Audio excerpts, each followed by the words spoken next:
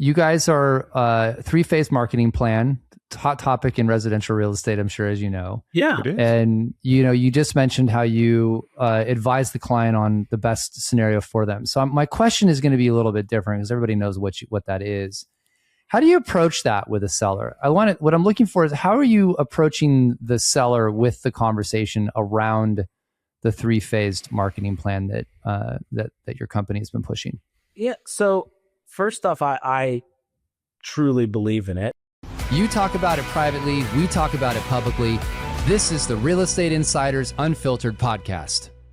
Welcome again to the Real Estate Insiders Unfiltered podcast. I'm your host, Dwiggy, along with Mr. Crazy Uncle Keith. What up, Dwiggs? Oh, just another day in the world of podcasting where we do this amazing show and don't get paid. Gotta love it. It's good work if you can get it. 2026, my friend, going to be a different year. Turning the page. Lots of interesting stuff. We got to interview Scott Hustis, very successful real estate agent at Paradigm Advisory at Compass out of New York. He was in Compass HQ. Mm-hmm. Tell us everybody what we talked about today. It was a good conversation. Not only is he one of those, he's one of the founding agents at Compass. I think he and his business partner were the second and third agents to join that group when they launched. He gave us a great book recommendation, which candidly I had read a while ago but forgotten about, The Full Fee Agent. So I just want to put that out there. Pick that up and put it in your eyeballs, kids. How he built his business in NYC, the importance of coaching and mentorship. We talked about those two pieces at some length. Of course, James had some questions about the three-phase marketing plan. What? And you did. But I think it was, you know what? I'm going to spend a minute here. These are the kinds of conversations that we should be having about the three-phase marketing plan. And it was open. It was honest. It was fair. You'll listen to that part. You will dig it. Put it in your ears, kids. Let's see. The compound effect of your SOI, having a plan, the power of consistency. He talked about AI will be the third big revolution in real estate since the internet and the smartphone and apps. And really just what it's like. It was fun to talk to somebody who could tell us what it's like to do real estate in the city that never sleeps. It was a great conversation. You're going to love it. Put it in your ears, kids. Hey, look, it's competitive out there and everyone is looking for an edge. Top agents from all over the country have been using Zillow Showcase to stand out with listings that truly impress buyers. For those that haven't seen it, Showcase is an exclusive immersive media experience, stunning photography, video, virtual staging, and even Sky Tour that drives more views, saves, and shares. In fact, agents using Showcase on the majority of their listings sell 30% more properties than agents that are not. Do you want to showcase your brand, win more listings, and be the agent sellers choose? Get signed up for Zillow Showcase today. Scott, welcome to the podcast. Yeah. We are excited to have you here and commenting on that amazing window behind you as well. That thing is glorious. Yeah, that is glorious. Yeah. It's a power move. So you're at Compass HQ today. Is that right? Yeah. We're in New York City at Compass headquarters. Awesome. It's nice and balmy out, I'm assuming, in New York. It's chilly and we've had some really cold weather, so a little bump up today. But, it's January in New York City. The holidays are over. It's time to work. So you might as well be inside anyway, right? Exactly. There you go. Well, we're excited to have you, man. To talk about, your background, your team's background, a little about New York real estate as well, which will be a fun topic. I know you're a developer, some of the research that I've done too. So we're excited. You guys also do some with athletes too, right? Or celebrities, some of that sort of stuff? We do a lot with sports and entertainment as well. Yeah. We can get into that. Yeah, I think I read that you guys were one of the founding members of that. Why don't I not do this and just let you tell us? Give us your background. There we go. Yeah. So first off, thank you both for having me. Of course. We're excited to be here and have some fun chatting today. I've been doing real estate for over 2 decades, around 22 years. I grew up in the Hudson Valley, upstate, went to school at Virginia Tech, and in college, I was going to do investment banking, finance major. That's all I wanted to do. But I graduated in fall of 2001. And with things going on in New York City, I decided not to take a job in New York. Took a finance investment banking job down in Charlotte, North Carolina. And after literally over 6 months, I realized that it wasn't my passion after really wanting to do it. My father was in real estate, upstate in Hudson Valley. I quickly pivoted to work for a national developer in Virginia for about 2 years. And at that time, I realized I wanted to do real estate in New York City. And I was in my early 20s. And if I didn't move then, I'd probably not do it. So yeah. You got to be young and broke to start in the right. Like you got to be able to live with a roommate.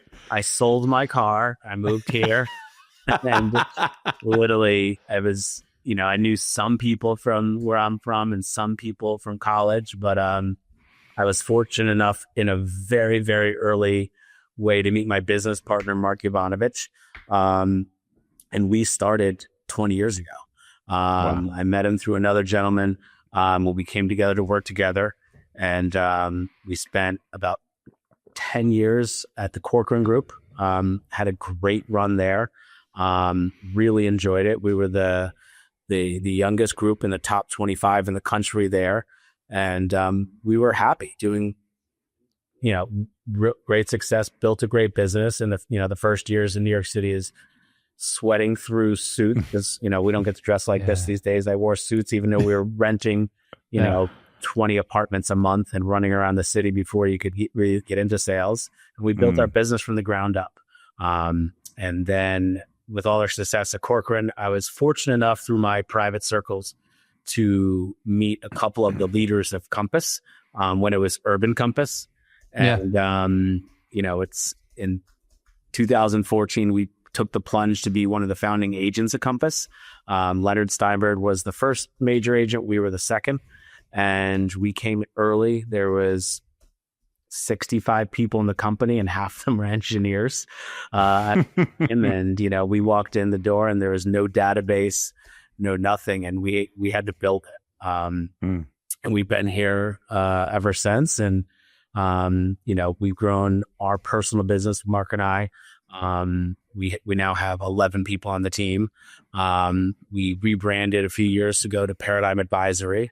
And along the way, we definitely in the early years had a big hand in helping Robert and the team build the company. We were 2 of 6 people on the company strategy committee, which is really the agents that gave the real estate influence to all these great tech and McKinsey consultants building this company. And in the meantime, we built our business, and we were one of the few teams that have actually made the real trends, which is took a lot of different shapes over the years, but we've been, now it's the thousands, but we've actually one of the only 2 teams in New York City to make it 10 years in a row. We even made congratulations. We weren't allowed to legally sell for 4 months during COVID. Luckily we had a $61 million sale in there.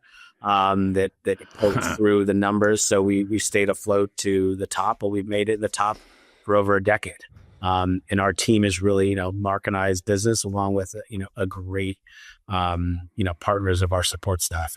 And I love hearing the story about, you in your early 20s coming in and, I'm sure you're downplaying, like basically just utterly broke trying to figure out how the hell to make the thing work. I think people forget that we say this a lot because we've had an opportunity to interview most of the top teams in the US at this point. And there's a very common through line. Everybody struggled, and it started with very humble beginnings and then hurdles along the way. You just mentioned that New York was basically shut down for 4 months. And how do you make a living when you can't sell real estate and that's your job? I think it's a very common through line that we're seeing with really successful people, that it's not just this straight path. There's a lot of bumps along the way to get there. I think it's a good reminder of that. People hear $61 million sale. It's obviously some big numbers, but then you're caveating that we didn't get to do anything for 4 months. So, no one saw you running up the 5 flights of steps to show the rental apartment when you were 20, whatever. Right. Prada shoes that, you had to have, but even though they had holes in them, because we were renting so many apartments, and the $61 million sale was 9 years in the making. Yeah. So I got a couple questions from your background. And the first one is just selfishly because I'm curious. How do you celebrate a $61 million closing? Like, what did you do? Come on, you just tell. What special thing did you do for yourself, your family, whatever? How did you celebrate a $61 million closing? It was during COVID. So you just put you just splashed around in a pile of coins like Scrooge McDuck? No, because you couldn't go anywhere. So it was outside. So the closing, it was in 220 Central Park South, which is pretty much one of the premier buildings in the country. And Vornado was selling that project. Our old office at Corcoran was in that same building, the sales office, and my personal old office when we worked at Corcoran. We had a great time there. And if you know 57th and 7th, there's a place called the Brooklyn Diner. And we sat outside of the Brooklyn Diner because there's so many times for the years before that where we'd be there. And we didn't even have a drink. We literally just had lunch outside and picked up a very large check. We had to get the check. They weren't even wiring yet during COVID, which I don't know why. And yeah, we just sat there, Mark and I, and just, I think we took quite a few pictures of the check and, and enjoyed it. Yeah. You said how many years in the making? Sorry, just 9. That was okay. From the first relationship of who I met them with to that client to I want to ask this question because I'm you don't know me, but I am a staunch supporter of the fact that I think most people do not understand how much work agents do and do not get paid for it. Like most of it. They just most of it. Yeah. So like 9 years, how much time do you think you spent on that leading up to it? Just like in theory, like between calls and meetings and like where have you? Hard to quantify because where I met that wonderful client, it was through a relationship, through advisors to them and what I did to meet their advisors and the meetings I took to go meet them. And then, it was. But my point is like, it's hundreds and hundreds just for that one client. Yeah. That's my point. Like you take the check, the commission check, and you're like, okay, this is amazing. I'm not saying it's not a great number, but then if you were to go. We don't make minimum wage when you take the hours. Yeah. You can make I'm just saying, like, if you divide out those number of hours you spend in time and expense, you kind of look back and be like, well, I made a lot of money, but like, there's a lot of expenses in there. Yeah. I earned it. Yeah. I got one more background question if I can, just because, unpack for us that experience of spending your whole life. I think you said from the age of 10 with this dream job, you go to college for it, you get the job, and then you realize, this isn't what I want to do anymore. How did you make that choice to kind of get off that hamster wheel? Was that hard or was it? It was. What was that experience like? It was, and it wasn't my whole life. It was my college experience. I was like, I was in the pamphlet school business, Virginia Tech, and I wanted to do a finance job, and I was really excited about it. And I worked really hard to, A, to double major, and B, to get all the internships and all the extra stuff. And, I thought it'd be a great career. I was interested in it. I wanted to work in New York City. Even though I loved the South. I was from upstate. And then I just had a lot of friends that were doing it, and they're all miserable doing 100 hours a week of Excel. Right. Sounds like a great life. And I'm just like, and then I had other friends in real estate, and it was in New York, and I just pivoted. I was like, okay, I can get back to real estate. I always had a passion for real estate. I grew up in it. I always enjoyed it. So I just didn't want to sit and do Excel all day when it wasn't in New York City. It was just it was a weird time. I think if it wasn't, in 2001, if it was a different time, it might have been I'd probably not be here today, but just like, it didn't feel right. Right. Yeah. All right, last one, and then we'll get to the real stuff. Yeah. Sorry, James, I got a lot of questions. No, this is you. You love this part. So I do. Well, I just so you're 20 something breaking into the New York City real estate market. Probably one of the most competitive in the U.S., I would assume. Oh, by far. Yeah. So what is that like? What is breaking in as a young man in the toughest real estate market? I think it's the most competitive in the world. I've had I agree. Met colleagues from every other, the high end market. Major metro. Yeah. Yeah. First of all, 90% of the people don't tell the truth. They flat out lie. They stealing clients is norm. an art for people. It's not easy, but it's an exciting place. And the real estate also just, it kind of piggybacks off the energy of the city. And when I got to the city, I was so excited to be here after doing all my other successes in life that it didn't bother me. That's why I kept going. Because there's a lot of times I look back, I'm like, should I just call JB Morgan back and just go back? First 3 years, I jumped to my apartment. He had great success too. I'm like, this is crazy. But no, like the energy of the city and like, the next new project and the new buildings coming. And there's just so much life and energy in New York and business and commerce. So, that whole excitement kept me going. Very cool. I mean, if I was in my 20s in New York, man, that'd have just been like, you'd be in prison. You stop your judgment. I would not be in prison, but it'd be a good time. So it's a lot of fun. Yes, it would. All right. We should get to the rapid fire, even though we're however many minutes in. So we'll do this fast. But favorite book or podcast? What do you like to read or put in your ear? So Full Fee Agent is my favorite book. It's by Steve Shull and Chris Voss. In real estate. Yep. You're a real estate agent and you haven't listened to Steve Shull.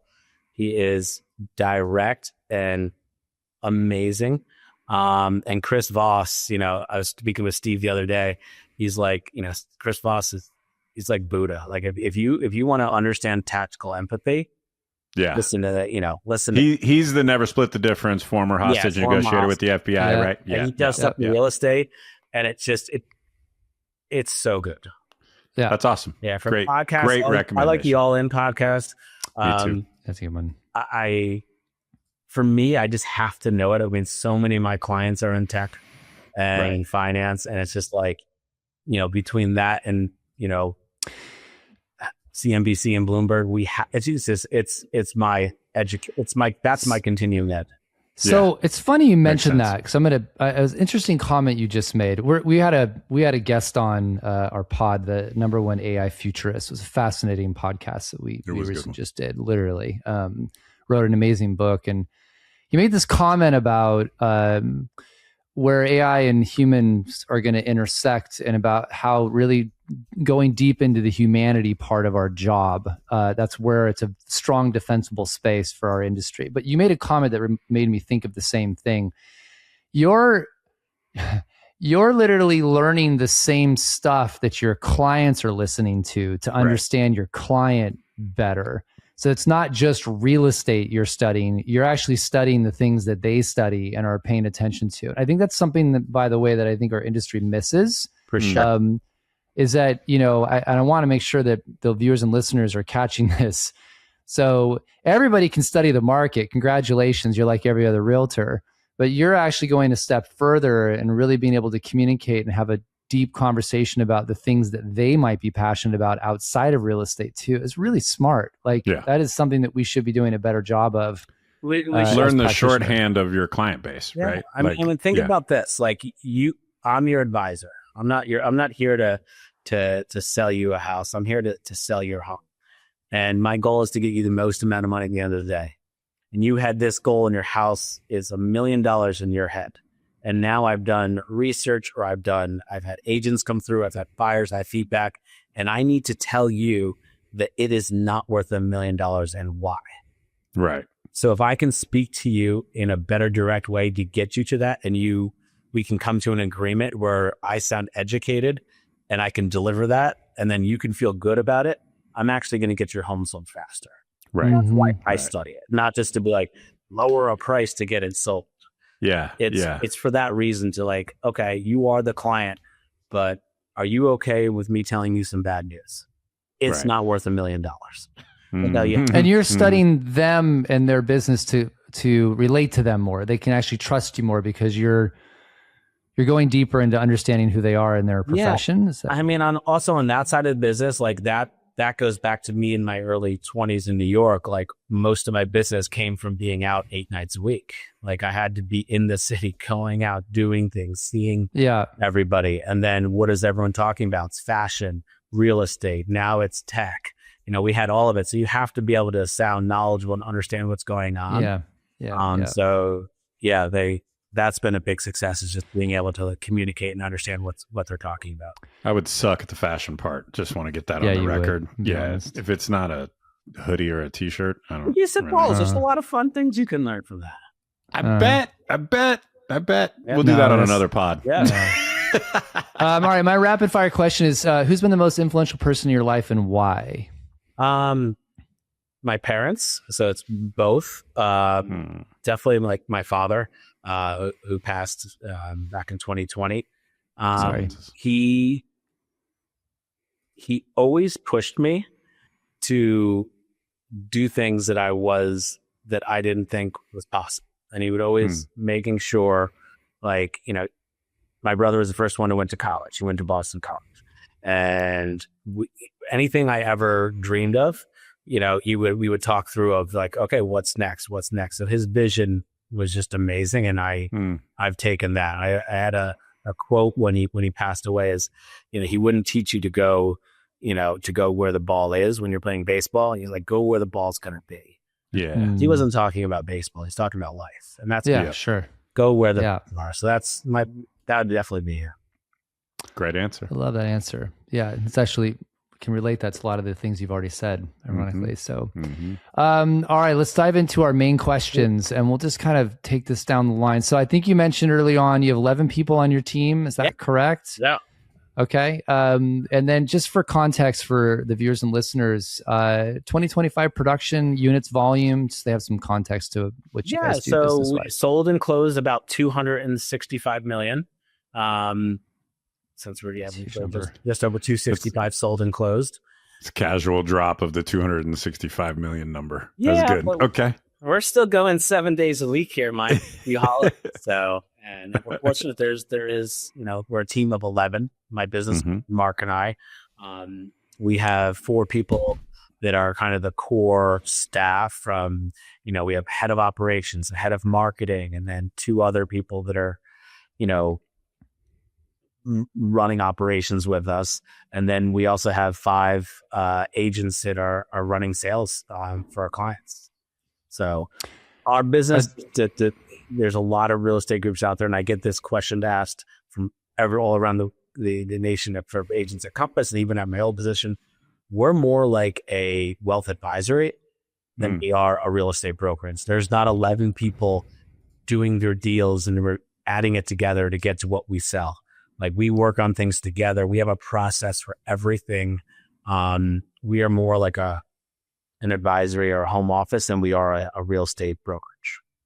Can you go deeper on that? So I was going to ask you a question about how you differentiate yourself, which is kind of leading into it anyway. Yeah. So talk to me about that in more depth. I mean, we built a career and the nice thing is that this ethos is on every single person on the team. We've either trained them on it or hired or just that's who they are that we brought onto the team, is that we're not here for the sale. We're here for the relationship and we're here for what's best for the client. Especially in New York City, there are some very wealthy people that don't think too much. We don't have a lot of those trust funds. We have really smart, successful men and women. So they know if they're going to be sold. And if you give them bad advice now, too late, 2 years from now, when you want them to come back or refer you, you're never going to hear from them again.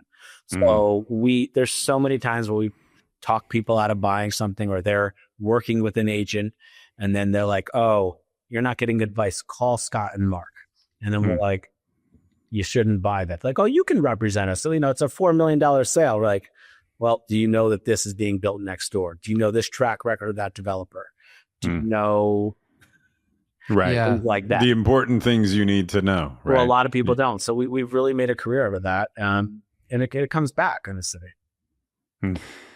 So I want to ask this because obviously you've been there since the beginning. I'm sure you've been asked this on other podcasts. So you guys are a 3-phase marketing plan, hot topic in residential real estate, I'm sure, as you know. Yeah. It is. And, you just mentioned how you advise the client on the best scenario for them. So my question is going to be a little bit different because everybody knows what that is. How do you approach that with a seller? What I'm looking for is how are you approaching the seller with the conversation around the 3-phased marketing plan that your company has been pushing? Yeah. So first off, I truly believe in it. We've been doing it for a long time before, Compass and other companies now started, quote unquote, formalizing it. Yeah, putting a name to it. I mean, everyone's been doing it. I mean, the off market, especially New York, because it's a little bit of a different market. Ironically, one of the things with being early at Compass, I'm going to get to your question, the early Compass and is with helping us grow it in other markets, is the off markets in other cities like Beverly Hills and Washington, D.C. is actually one of the biggest ones where people have always, the agents have always done it for different reasons. So it's been all around the country for a long time. I understand the controversy around it. I could probably give you 4 podcasts. I could talk to you from the Zillow side of exactly why they don't want it. I could talk to you from why Compass believes it's for the agents who are the clients. My client is actually the sellers. And so how I don't sell that to them. First off, if I'm walking in, I'm, lucky enough to potentially sell your home. Before we walk in, and I can probably price it very fast within a few minutes. I've seen thousands and thousands of apartments between Mark and I for 22 years. We've seen it all. Yeah. So we can price it, but we want to understand what's your situation? What is your goal? What is, some things we don't know about? Is there family situations? What's the dynamic? Is there children involved? Are you losing a job? There's so many privacy issues. So we want to get that in formulated plan. In talking about the 3-phase, for us in New York City, we really do, because of our local rules of the Real Estate Board of New York. You don't have an MLS here, which is a whole nother conversation. Right. You guys are a little different out there for sure. Yeah. That's a whole terrible thing.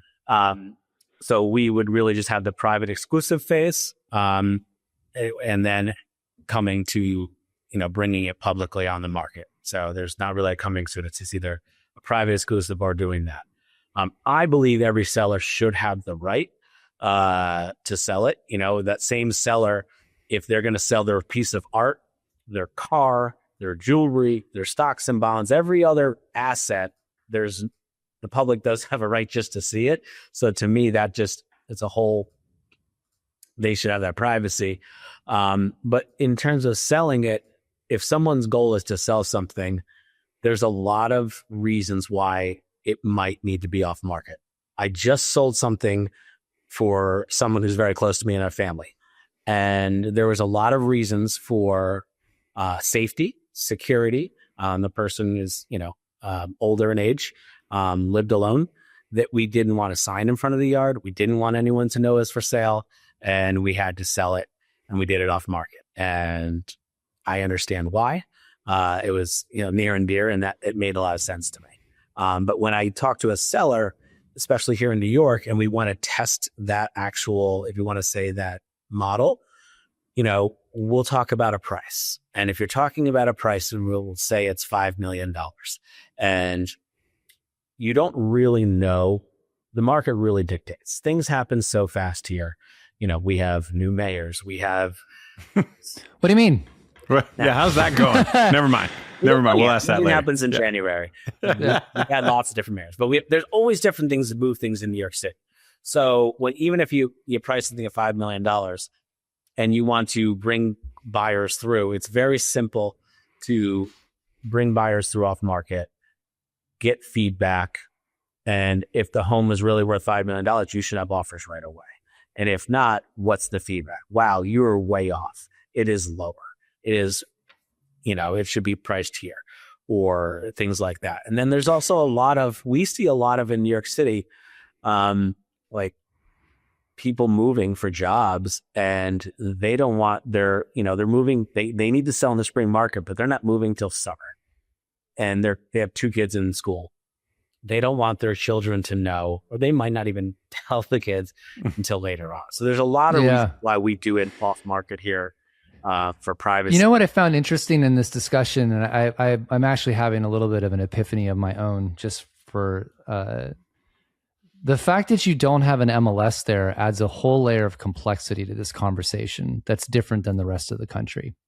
Yeah. And I'll give you an example of why. So if you think about, we'll take MRED. With the Real Estate Board in New York, it feeds out, but Zillow they refuse to accept it.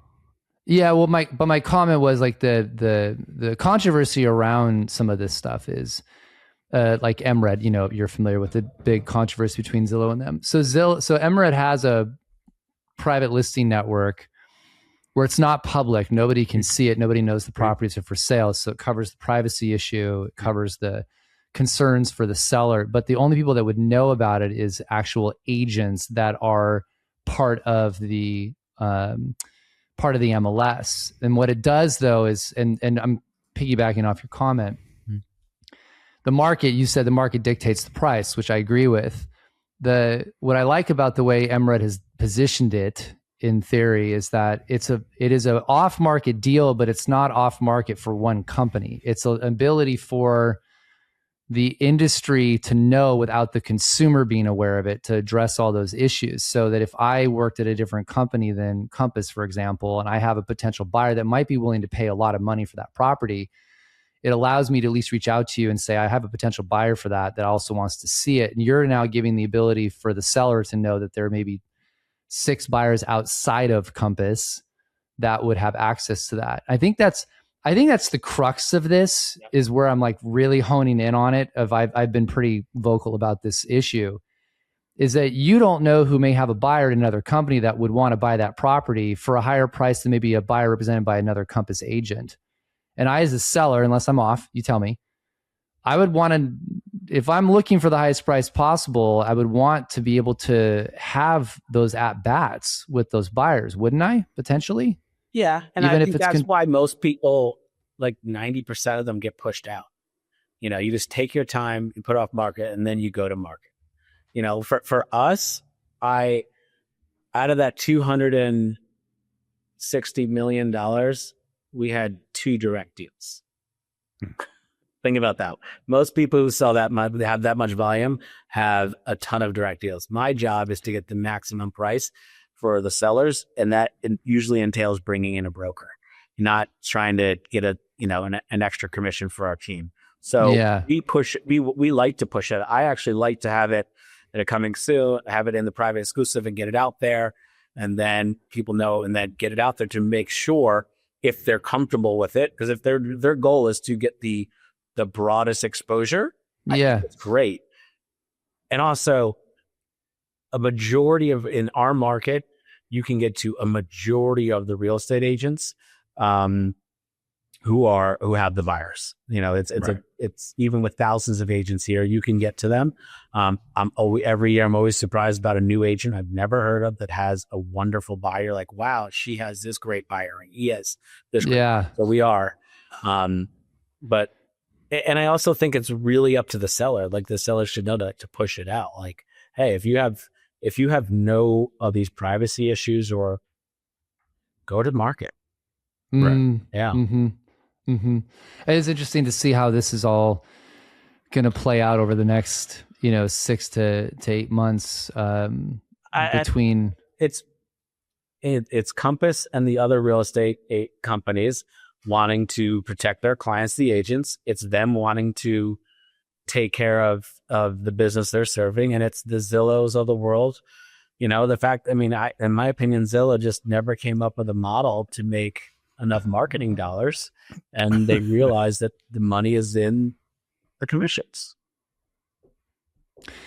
I'm curious on that. I've always had this opinion that Zillow's business model is the most profitable in residential real estate. Hear me out. They're getting 40% referral fees with no fiduciary, no liability, no overhead, no agent HR. And we're in the space with you. We run a rather large company. I haven't found a single brokerage in the U.S. that gets a 40% split on its commissions. Yeah, I don't know what your split is, Scott, but it's probably not 60-40. Yeah, I'm only splits in New York. They're terrible. Yeah, but my point was the West Coast. We have New York City taxes too. My comment was simply that their model today in the brokerage space, just we were comparing them against a brokerage. They're very profitable compared to most real estate companies in the U.S. From that that's why they realized. I mean, I used to know the fact offhand of exactly like the amount of in billions for the real estate, just the marketing piece. It's a very small number compared to the amount in commissions. And that's why they flip the model. Like here in New York, they do the same thing. For sure. That's why. For sure. And I understand why they're doing it. For me, I just had the toughest time. Congrats. They did an amazing job of getting the eyeballs. They had the websites early on. They came to New York City and bought Street Easy. They bought Trulia. Like they did a great job. But when sellers hire an agent anywhere in the country to sell their home, and buyers go and they're not getting that agent, and someone's answering an email and directing them to another house, or just telling them complete misinformation, that to me is tough. We're not going to get an argument here on that. It was just more of the part there. Keith, do you want to add anything on that? We'll keep moving. No, I got a different question actually. Yeah. So I think I heard you say a lot of your business comes, through repeat and referral networking, kind of classic. In my brain, and I've only visited New York, I've never worked there, but it would seem like the big leagues of networking, right? Like it would be, there's a lot of people trying to meet people, make deals, put things together in New York City. How do you, or let's say I was trying to level up my networking skill, right? And I wanted to learn from a guy who sold a lot of property in New York City who's probably pretty good at it.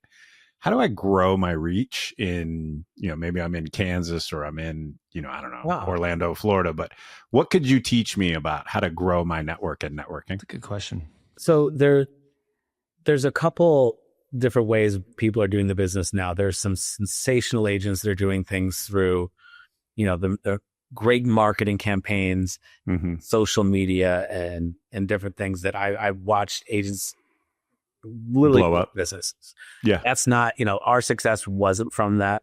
My Instagram's private. I have like 1,000 followers that are just my friends and clients. And what? You can still do that on it? I didn't even know that was legal on Instagram anymore. No, I love it. I'm personal. It's my kids and skiing. But no, I think this, even for anyone that wants to do all the social media, you have to start with your sphere of influence. And you have to start with 10 people. Not 10,000. 15. I have a sphere of influence of 257 people on my list. There you go. Those are the core people of past clients and connectors and, home offices and things like that. So you knew exactly the number, by the way, which is a really important thing I hope people caught. He didn't say around 250. we have that. I use my CRM, but to go back and answer one other thing, I missed a few things in real estate. The one thing I missed is having a coach. We didn't start coaching. We started coaching with Steve Shull in 2016. We came to Compass in 2014. And he works for us. He's tough and direct, and I can't, there's two of us, my business partner and I, so two people can't change what he works for us. I've met I know some other great coaches too. I think you should have a real estate coach. And if it's not a real estate coach, get a business coach. The accountability and having a plan.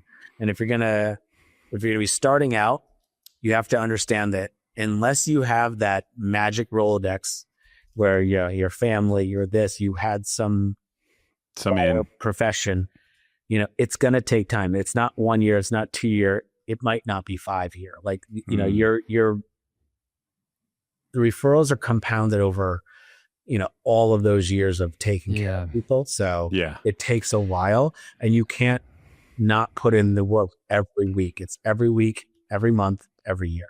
Can you go deep on that? Because that's where I wanted to just, I think that's where Keith was going anyway. Talk to us about how you talk to and follow up with those 257 people. Yeah. And so I'm asked all the time, even when we're at Corcoran and then we're here, like how, other sales managers from around the country or other agents come to market, like, how are you guys always in, the tops in this selling? Or how are you, how did you make the real trends a couple of years in a row? How are you doing it?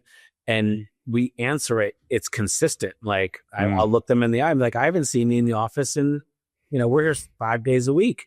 You have to be consistent. You have to be regimented. And it doesn't mean you have to be in the office. You can be out meeting clients. You can be out looking at properties. You can out showing properties. You just have to have your plan and hitting it. And so if you're not consistent in putting in the effort, it's not going to happen. You can't just, show up part of the time. That everyone thinks that real estate, because you are the independent contractor, you are your own boss, that you can make these great hours. But the most successful people have a lot of regimen to their lives and to their business. Yeah, we sort of don't show people the right brochure to get them into the industry. Like flexibility. Yeah, freedom, make your own skin. No, you work your ass off, and you work way harder than you should in your first year to make the money. And I'll say it into a microphone. You still work hard, but you don't work as hard in your 15th, to make the same amount of money, right? It's still hard work. I'm not being dismissive of that, but some percentage of your business in your 15th year is just answering your phone. Yeah. Right. And usually none of your business in your first year is answering. The hardest thing about that is that in our situation, I still live in New York City and I have 2 kids and my business partner has 3. So we kind of got to make a lot of money. Yeah, we have more bills, more. Yes, vacations get nicer. Yeah, schools get more expensive. It's all relative. I say this all the time. It's like you make more money, but it ends up just being spent somewhere. But you are correct on one thing, is that how your years of clients and success compounds. I was talking with Steve Shull about just years of how much we did. And because, if you think about the last couple of years in U.S. real estate, we're hovering around 4 million sales a year. Like, everyone's like, oh, 4 million. I'm like, it hasn't been that low since the 90s. You tell me what the population is. And so, we actually had a better year each year from 23, 4, and 5. Obviously, 2021 was, monster. Yes. Yeah. But since then we went, and then we've gone better each year. And it's from hard work. And then the one thing is that I think everyone needs to get ready for when the market rips. I've been in 2 really great ones and like a couple good ones. And you have to be ready. But being ready isn't ready to work. It's putting the years of time leading up to your team or your knowledge or your clients. And it's a lot to do. Yeah. I'll float a theory. Let me float my theory real quick, just because it's on the duration in the business. I'm curious if this resonates with you. I've said this for a long time. So anytime I meet an agent, I'm like, here's a new agent. Like, okay, year 1, survive. Just survive. It's ramen noodles, have your mom send you money, whatever it takes. Just don't die and don't quit. Then the next tipping point is year 3. That's when most people who know you, whatever they thought of you as before, start thinking of you as a real estate agent after about 3 years. You can shorten that with purposeful marketing and doing some other stuff. But around year 3, your intimate sphere of influence knows, oh, this is your new career, right? And then the next real tipping point is I used to say 7. Now I'd say maybe 9 or 10, because people don't sell their homes as quickly anymore, right? Right? But by year 10, you will be making a great living, and you really won't. If you do it right, you'll never do anything else. And we're humans. We're pleasure delayer. We're not good at pleasure delaying. And 10 years is a lifetime. But that's sort of how I've always tried to explain it. Does that resonate as accurate with you, or would you tweak or change those timelines?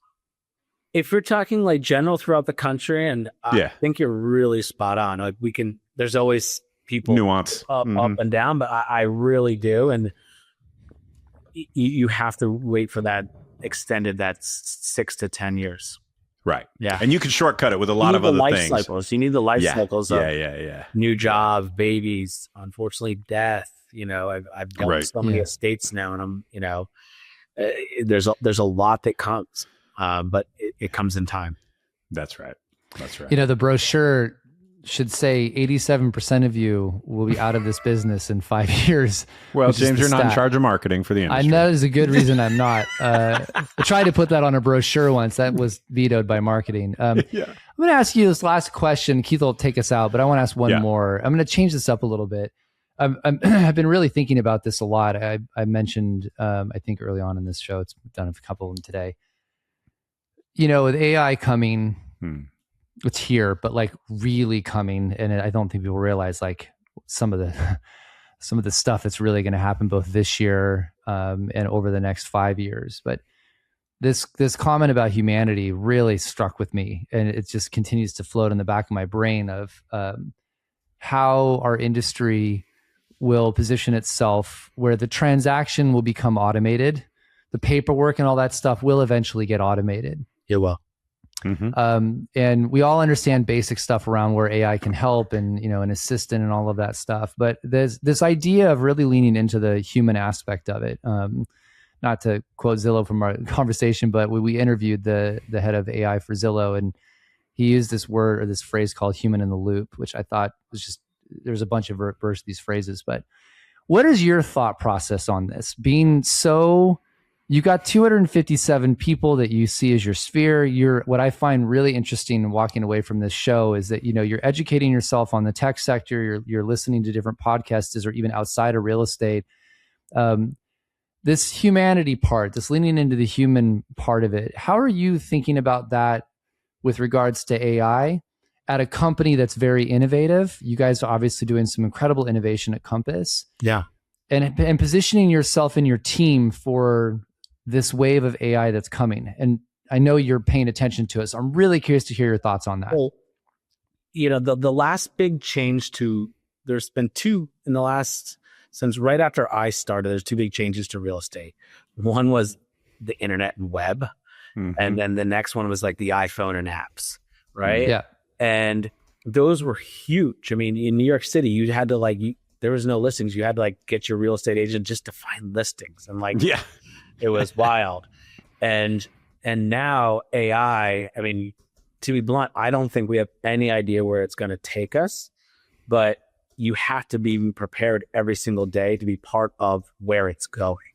I remember when we hired this gentleman named Joseph Saroche at Compass.